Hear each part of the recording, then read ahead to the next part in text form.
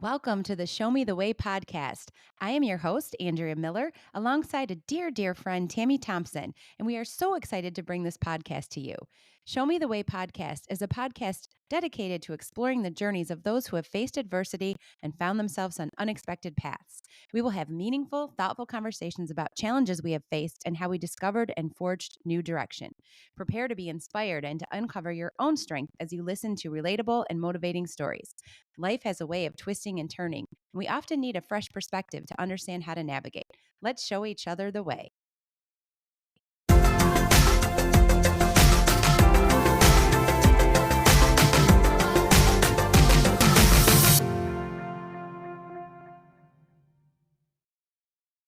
In this episode, Tammy and I had the privilege of interviewing Courtney Nein, a remarkable woman, mentor, and friend we met through our previous network marketing company.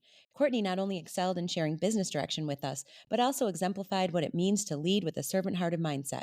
Her generosity and openness to helping others inspires everyone around her, as she shares how giving of herself not only serves others, but also fills her bucket. As we chatted, Courtney opened up about her life's many pivots, particularly her journey as a wife and mother.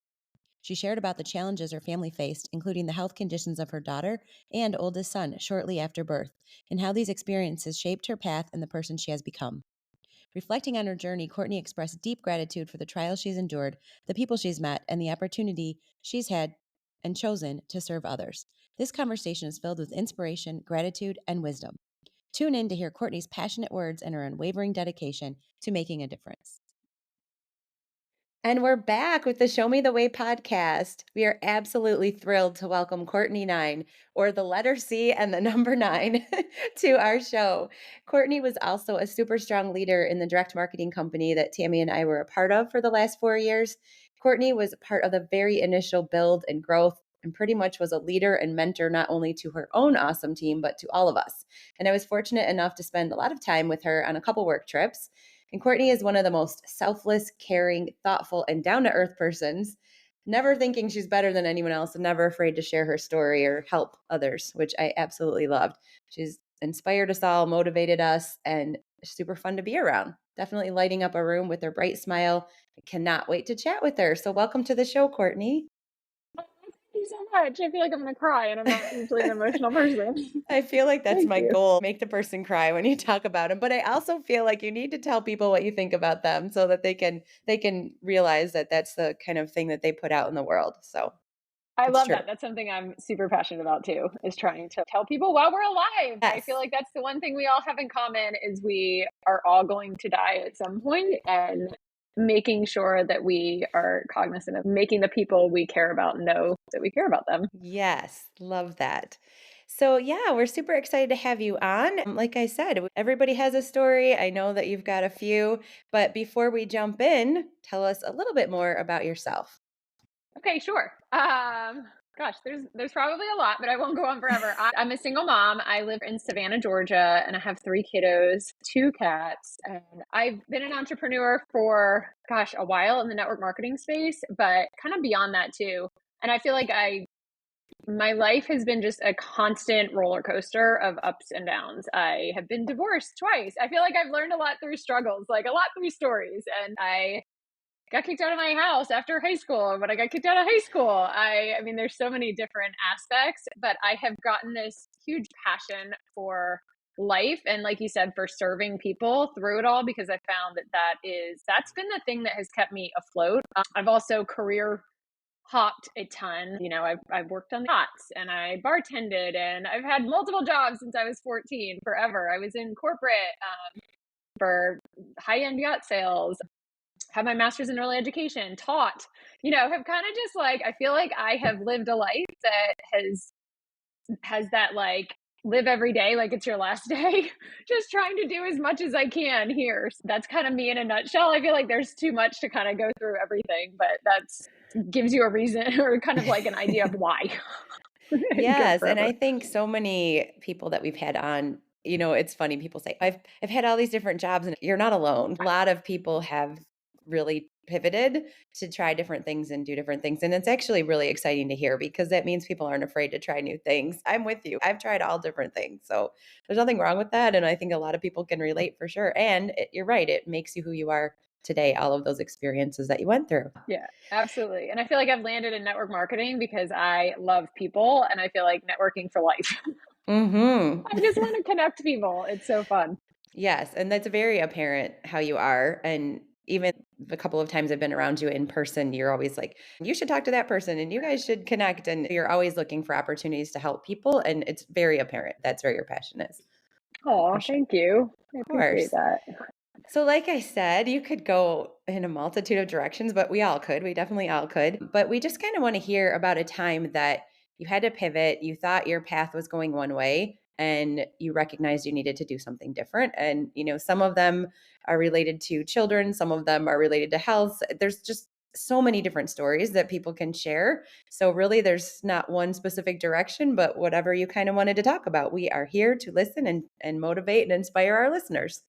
Sure. Yeah. I mean, the first thing that pops into my head, and because I feel like there's a fair amount of those in life, but is really my daughter being born, Avery. And I feel like, I don't know if it's because we were together last night and had a special moment or what, but that just popped into my head. I've been married twice. And my first ex husband was South African. We lived this amazing, like over in New Zealand for a year, got engaged Wow. in Australia, married in South Africa, came home, got pregnant, and within the first year bought a house. Everything's going great. And Avery was born, and within 48 hours, we learned that she had congenital heart disease called tetralogy of Fallot.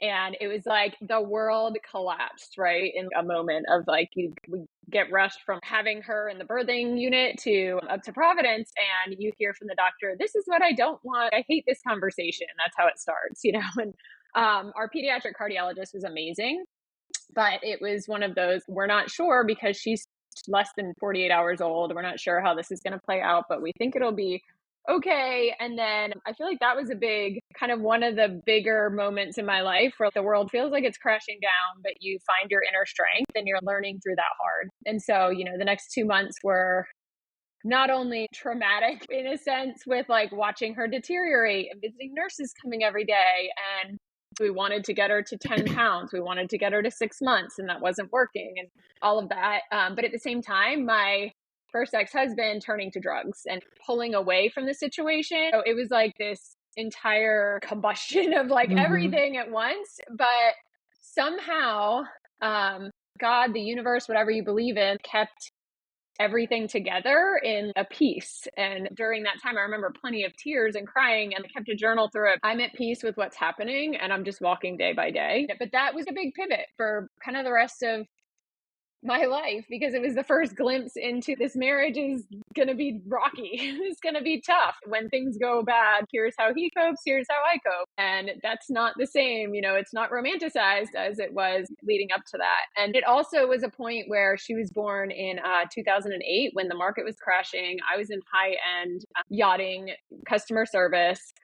Nobody was buying $1 million yachts at that point, everything. So I got laid off during that whole time too. And during the layoff, I had a severance package, but there wasn't Obamacare. It was what happens now. Avery's never going to have health insurance. And that was a big pivot to leading into a move from Rhode Island down to Georgia, leaving my career in corporate to go start over as a teacher, knowing my marriage is probably going to fail. My health insurance I need to provide. It was just one of those aha pivot moments. Well, it's actually really interesting because I'm not a stalker, but I definitely follow you on social media. And your daughters, well, all three of your children are a huge part of your life, but you have this really special relationship with your daughter. And we saw her a lot with the company we were in. She was kind of a face sometimes. We would see her on social media and then just watching her, like, isn't she 16 now?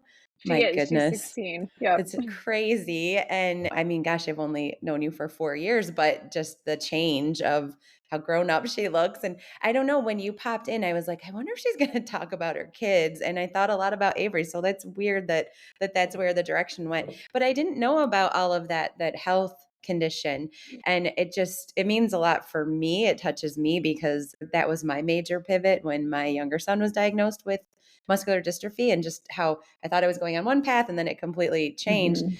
And to think about the whole relationship, because a lot of marriages don't survive things like that because it's such a huge issue and people cope different, they handle it differently. And we see so many single parents of children in the Duchenne muscular dystrophy world. And it's crazy to me because I've been fortunate to have a partner, but to do all of this without a partner, wow, that's amazing that you were able to get through all of that. When you went through your divorce, was she still having a lot of appointments and a lot of medical concerns and issues when you were by yourself dealing with it? No, we tried to make a go of it and moved to Savannah. She had her open heart surgery at 2 months old. And that was pretty much they fixed what they could. She'll actually have to have surgery again in the next couple years, depending on, she's 16, she's thriving, but she's got like 10% less is what the cardiologist said in her tank for the basketball court. So it kind of depends on where she wants to go with that. But she'll have to have for sure another heart surgery. It won't be open heart. We still have once a year, but other than that, she is pretty okay. And we moved to Savannah, made a go of it, tried to get out of the yachting industry, thinking that might be it. My Owen was one of those miracle babies that comes when you skip a couple pills and have like a romanticized one night in a year or whatever. And he was meant to be for sure. But as soon as I was pregnant with Owen, things went really south in the marriage, and they were south before that. But then it was like, let's stay together to try to. Now we have a reason that we really need to try to make this work. So it was a terrible, terrible pregnancy. And 2 months after, this is so ironic and always in my world, but 2 months after Owen was born is when I actually told my first ex he had to leave. It was the same thing, addiction, lying, like catching all that. And Owen ended up in the hospital too. This is like 2 days after I threw him out of the house. I was like, you need to leave. This isn't gonna work. I can't do this anymore. And he ended up in the hospital. His platelets were super, super low. And he needed a blood product transfusion. And he was there for 3 days, which wasn't as traumatic, but my two children had these very traumatic things in the very beginning of their life, and they've been, knock on wood, but very healthy since. They went through so much at the beginning, and he had a lot of appointments. So when we were separated, he had appointments. He had to have the blood checks for, I guess, the next probably 6 months to a year. And at the same time, I was finishing my master's in early education and working 2 other jobs. But that marriage ended with no support afterwards. It only took one time showing up with the house full of weed smoke and him drunk to be like, okay, I'm taking the kids are going to be here. And then he just kind of pulled away more and more. It was rough in that sense, but thankfully she has been healthy since. She plays basketball and she's been able to continue with a lot of activities despite all of this, right? Yeah, she just scored 21 points. She just took the school record in her last game. Oh, it's so great. Good for her. A lot of this just really does hit home because of, like I said, having a child going through something like that. It really does change everything that you thought you were going to be doing. But again, so many people would tell me like, you're so strong. You're so strong. But just listening to you and knowing you, I think you just have to do what you have to do, right? You just gain this kind of strength that you probably didn't know you had. And you just kept going. I love how you were saying that. You're like, just every day, just kept going and figuring it out. And I tell everybody that one day at a time, that's all you can do. And it doesn't mean you're a superhero, although Courtney, I think you're a superhero after listening to all of that. But it really shows all of us have it in us. And if it's something that we need to do, we just do it most of the time. And there are the people that can't handle it and need to step away and need to not be part of it anymore, but that enables you to continue being the person you need to be for your children. And gosh, the things that they have learned from you, I'm sure. They may not show that all the time, but definitely to see their mom do what she's had to do has got to have been quite an inspiration for them. I'm sure Avery sees it the most because she's the oldest. And Yeah, we had actually last night was such a special moment. I love giving back and love being a part of different organizations, and had sponsored a Christmas concert for single moms, an organization that I've been involved with here. And one of the presenters who was up there had her mom stand up and gave a speech to her mom about how her success now is because of the strong single mom. And Avery grabbed my shoulder, and this will make me tear up. I'm like crying listening, and Avery grabs my shoulder and was like, "That's you." I was like, "Oh my gosh, I'm going to lose my mind." But she does. They do recognize and they see it. And I think that you're not given anything that you can't handle, is always my theory, is like, you're given what you can handle and maybe shown. If you don't, then you're not given that again. I very much lean into the purpose, and we're given what we can handle. I definitely agree with that. And I don't think you recognize what you can handle till it's put in front of you. No. And, I don't think you can tell a person how they're going to feel in that situation because we don't even know how we're going to react. It's easy for us to say, if I was doing that, I would have made this choice. If this happened to me, I would have done that. But you really have no idea how you would react or how you would take that. I just think it's impossible to suggest to somebody this is how you would feel, or to even think about how you would feel till you're put into that situation.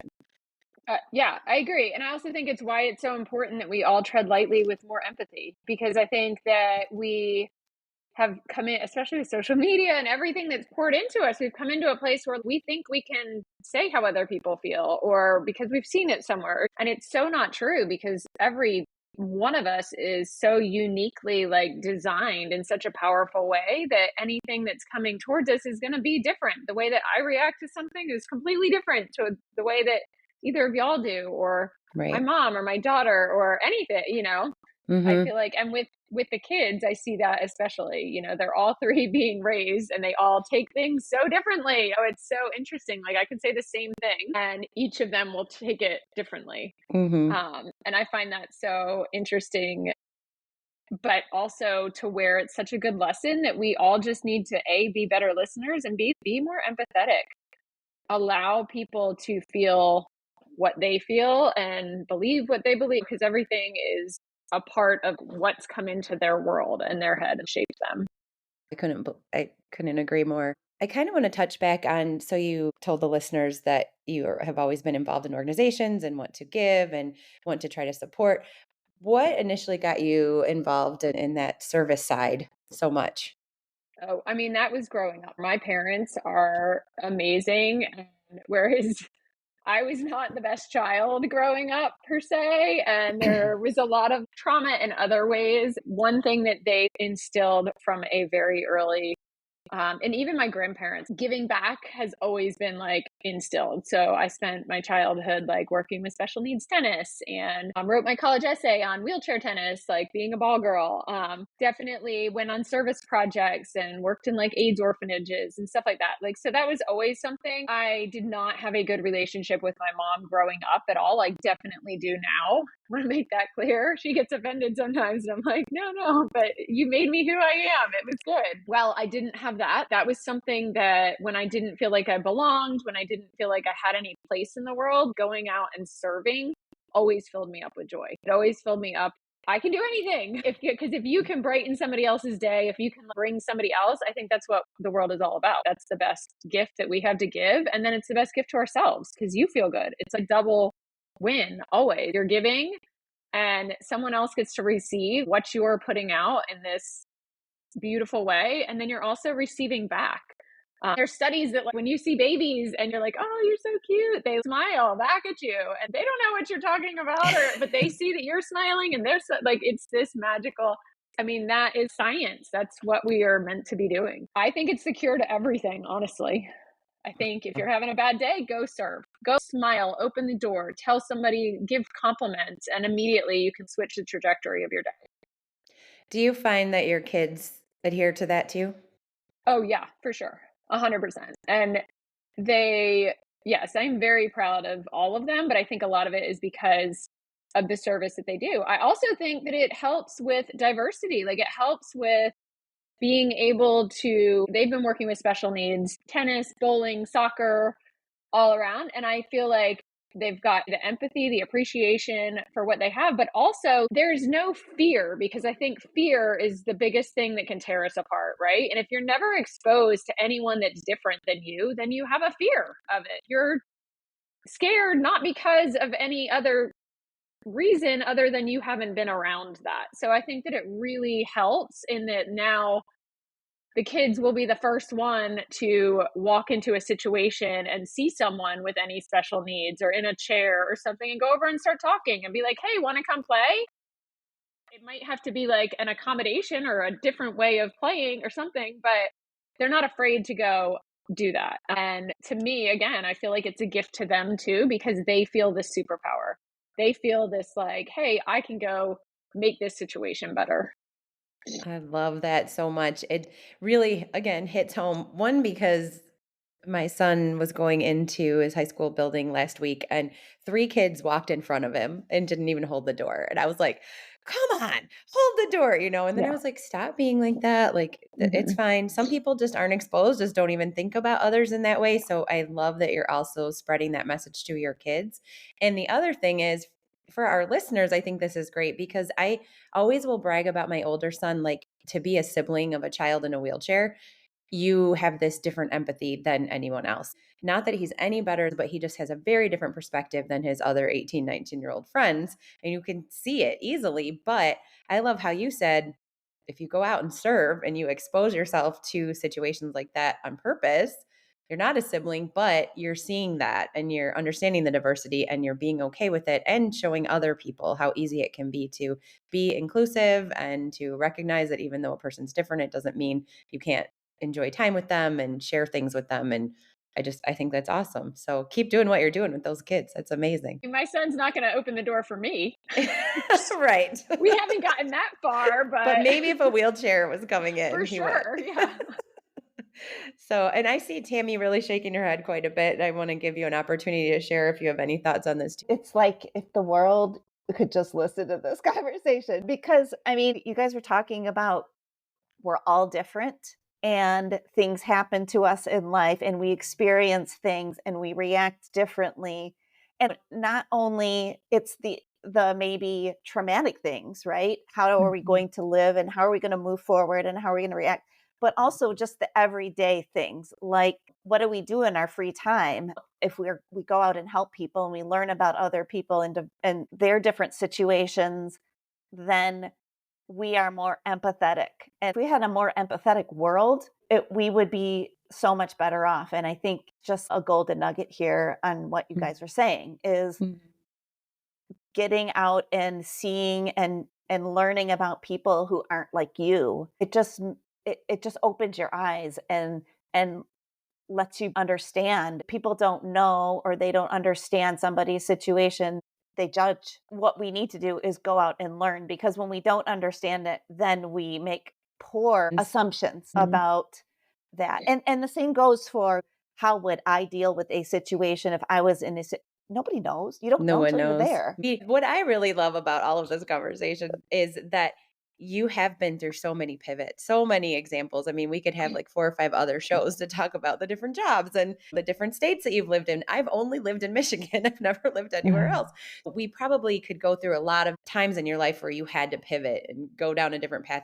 And you just still have such a bright personality. I'm sure there were good days and bad days, and there still are good days and bad days, but just this brightness and then this joy inside that you want to give to others and you just want to continue to serve. I just think that's so powerful. I think you should really pat yourself on the back for continuing to have that attitude about life. Oh, thank you. I'll talk on that real quick. I do think that that's a choice. I think that it is I actually don't have many bad days anymore. I mean, every once in a while, but I really don't because I have literally worked really, really hard to train my brain and to train my life around a gratitude attitude. And because I 100%, I think a lot of the hard that I've gone through has taught me how much harder it is. I mean, I'll have a little pity party and watch TV for a little bit, maybe cry for a few minutes over something sometimes, but I won't sit there and be in it for a long time. I mean, there was a big pivot earlier this year and I had a couple months and that was my hardest time since probably my my first divorce and it was a lot, but I emerged through it a lot easier and with and a lot quicker because I forced myself to get out of bed and go on a run and do my gratitude journal and do the things that I know help. And it still wasn't easy. I was definitely like facing some mild depression and just a lot of struggle. And I still don't have it together. Like I have a lot that needs to, I just picked my word for 2025 is alive. Because I feel like I like slept through this last year and I haven't been living alive the way that I need to. And I was drinking too much wine and eating pizza and junk and not taking care of myself in the way that I know that I need to. But the whole time, it's one of those, I know what I can handle. And I know that walking through this is going to make me stronger on the other side. And I don't know, there's something about that though. And I think that we have the choice. Life is going to get hard. It's going to get hard again and it's going to get hard again. And to sit with it, but not to let it stop me completely, if that makes sense, or to really try to choose to move on through it. And I think service is a big way to do it. You put yourself in service and you start looking at other people going through hard too. And it allows you to be like, okay, this is hard and I'm allowing myself to have the hard, but also I can do good. And that helps ease my heart, if that makes sense. It does. And it gives you different perspective too. You can say, gosh, today sucked. And then you go and you see this person struggling in another way and you know that you can help them. And it just really changes things. I mean, you're really inspiring me to do more in the service sector for sure. And hopefully you're inspiring our listeners as well. The other thing that I was thinking about while you were talking was, funnily enough, you're one of the reasons I wanted to start this podcast because you probably didn't realize how much of an impact. Hopefully you realize it now within your new organization, just when you're leading other people, but the impact you have on others. I mean, I just remember so many times being on a call with you or doing a power hour with you and just the way that you spoke about things. Okay, that's a good idea. Or she inspired me to do this or whatever. And one time you said everything's figure outable. I know a lot of people use it. There's a book called It's Figure Outable, whatever. So I know that you don't have a patent on it or anything, but you said it and I had never really heard it before. And I thought she's so right. You can figure everything out, even if it has to be different. And so that's what I wanted to call this podcast at first. I wanted it to be called Everything's Figure Outable, but then a friend was like, that's a book. You probably shouldn't call your podcast that. And I'm like, I think I read that book. You're right.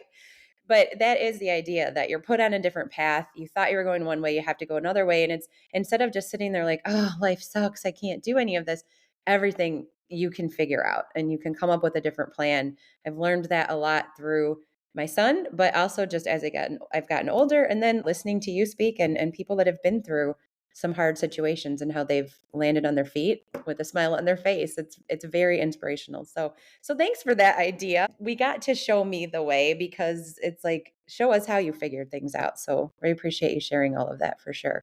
I love that. And I want to just interrupt you quick because I think that like you don't need to be inspired to do more serving because you are serving. As I said, like as a mom with a son in a chair, and that is a fight that you have to wake up and fight every single day. I get the privilege of waking up and my kids like today Avery brought the other two kids to school. So I think that also know that that is serving.